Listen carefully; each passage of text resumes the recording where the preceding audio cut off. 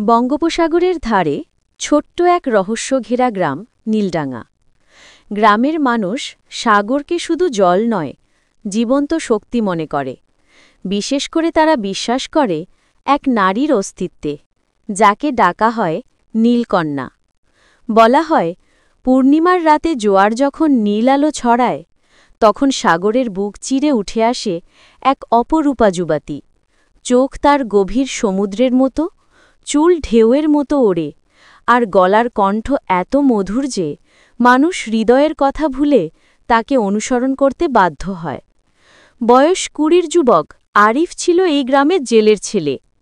তার বাবা জাকের মাঝি বহু বছর সমুদ্রে নৌকা চালিয়েছে, কিন্তু কথা খুব কম বলত। আরিফ ছোটকিকেই মাকে দেখেনি।